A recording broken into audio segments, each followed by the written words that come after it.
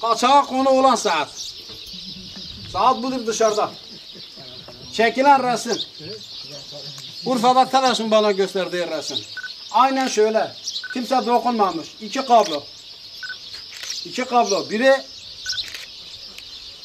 şu gördüğünüz direkten geliyor. Yukarıdan bak geliyor. Biri saatte geliyor. Şu saatten geliyor. Direkten saate geliyor. Birisi de saatten içeri giriyor. Hani bunun ikinci katı?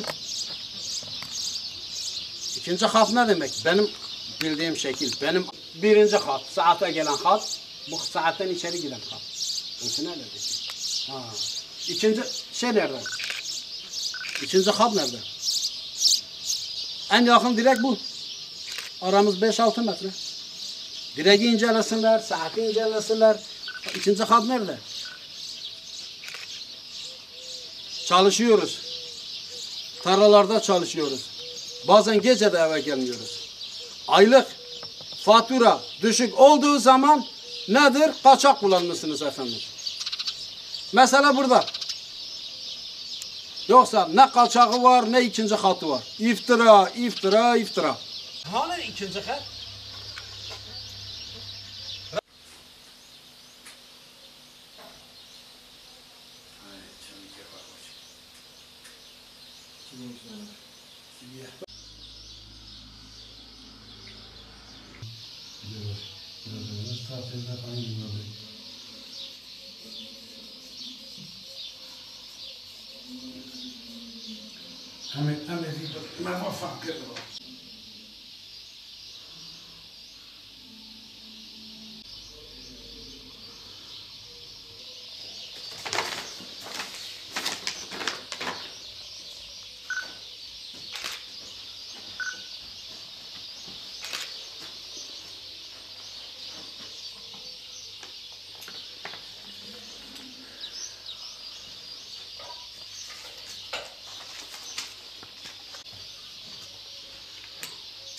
Ben TEDAŞ mağduruyum.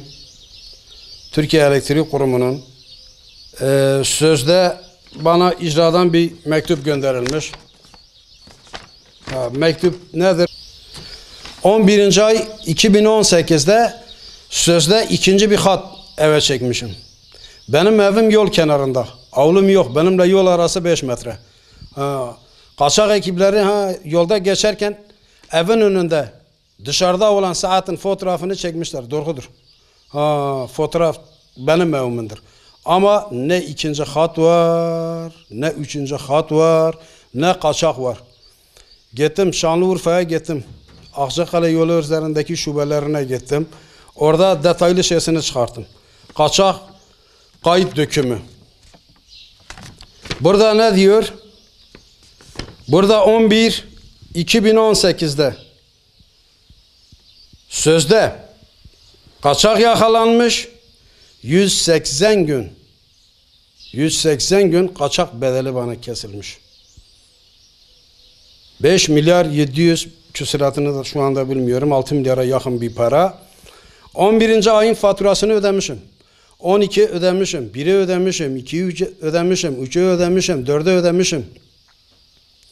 Peki bu kaçak ekibi geldi, saatin fotoğrafını çekti. Maden ki ikinci bir kat vardı. Maden ki kaçaktır. Resim çekildikten sonra ben hasta birisiyim, kalp hastasıyım, evde ayrılamıyorum. Kanunen beni haberdar etmeleri gerekmez miydi? Bir tutanak tutmaları gerekmez miydi? Köyümüzde Hilvan arası 5 kilometre. Ekipler, okuma ekibi Hilvan'a yetişmeden mesaj cebe geliyor. Bu kadar borcunuz var.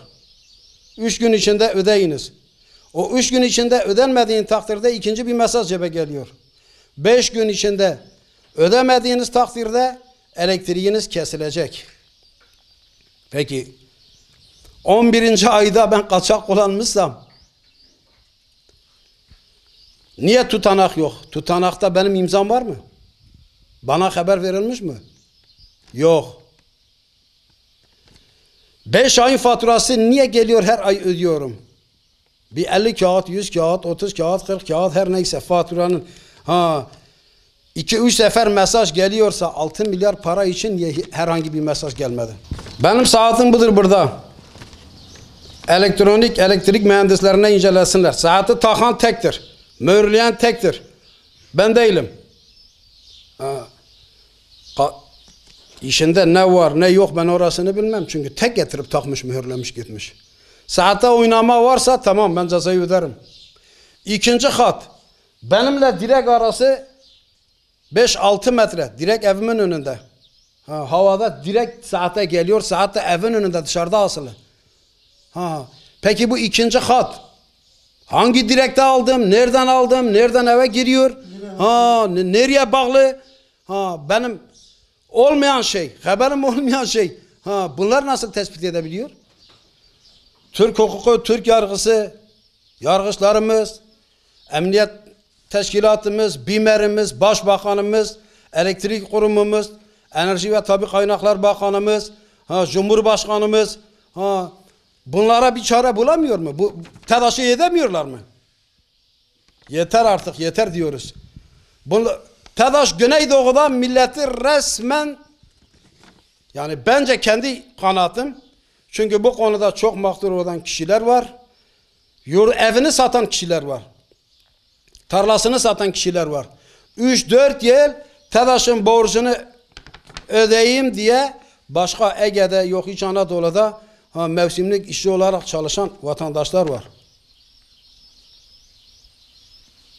Nasıl 12 Eylül döneminde sistematik nereye gideceğiz?